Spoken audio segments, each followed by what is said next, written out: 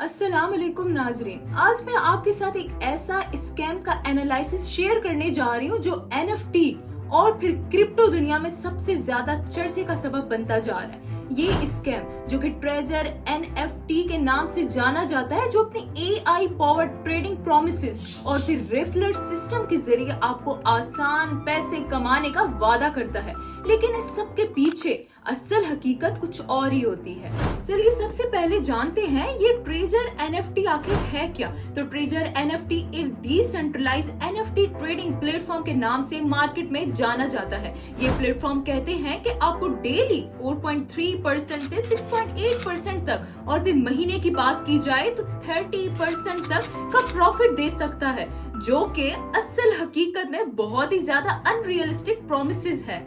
तो इसके पीछे एआई ड्रिवन एल्गोरिथम्स और फिर रेफरल इंसेंटिव्स का जिक्र होता है, लेकिन इन सब के बारे में एक क्लियर इंफॉर्मेशन अभी तक अवेलेबल नहीं है। इसी के साथ साथ जानते हैं कि ट्रेजर एनएफटी के रेड फ्लैग्स क्या हैं। तो सबसे पहला अनरियलिस्टिक रिटर्न्स, रोजाना के 4.3% से 6.8% और फिर महीने की बात की जाए तो 30% रिटर्न्स देना मैथमेटिकली इम्पॉसिबल ही है। और ऐसे ही हाई रिटर्न सिर्फ नए इन्वेस्टर के पैसों से पुराने इन्वेस्टर्स को पे करके ही पॉसिबल है, जिसे हम आमतौर पर क्लासिक पोंजी स्कीम की तरह समझ सकते हैं।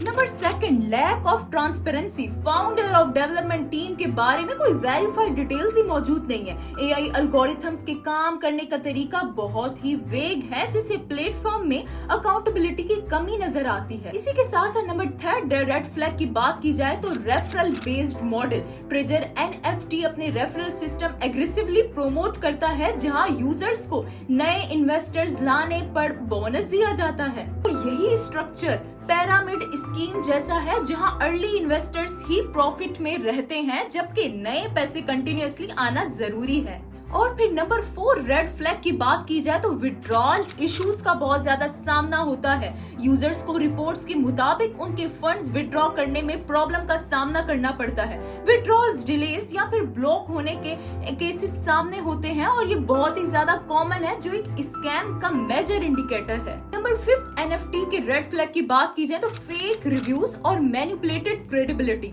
ऑनलाइन फेक रिव्यूज से प्लेटफॉर्म को क्रेडिबल दिखाने की कोशिश की जाती है, और ये हम अपनी रेगुलर जिंदगी में भी इस चीज को फेस करते हैं। इन रिव्यूज में ओवर एग्जैजरेटेड लैंग्वेज यूज होती है, जबकि असली यूजर्स का एक्सपीरियंस कुछ और ही बताता है। इसी के साथ साथ नंबर 6 जो कि लीगल और रेगुलेटरी एम्बिग्यूटी है। Treasure NFT financial crimes enforcement network से मनी सर्विसेज बिजनेस लाइसेंस का क्लेम करता है, लेकिन नाजरीन ये लाइसेंस सिर्फ anti money laundering regulations cover नहीं करता, बल्कि बिजनेस मॉडल को वैलिडेट भी नहीं करता। लीगल इन्वेस्टिगेशंस और रिपोर्ट इंडिकेट करती हैं कि प्लेटफॉर्म के अगेंस्ट फ्रॉड के एलिगेशंस हो सकते हैं। तो नाजरीन, अगर आप एनएफटी या फिर क्रिप्टो में इन्वेस्ट करने का प्लान करने जा रहे हैं तो हमेशा रिसर्च और एक प्रॉपर प्लानिंग करना बहुत ही ज्यादा जरूरी है। पहले स्मॉल अमाउंट्स इन्वेस्ट करके देखें और फिर इंश्योर करें कि ये प्लेटफॉर्म ट्रांसपेरेंट्स हैं और अकाउंटेबल हैं। अगर कोई ऑफर बहुत अच्छी लगती है तो नाजरीन समझ जाइए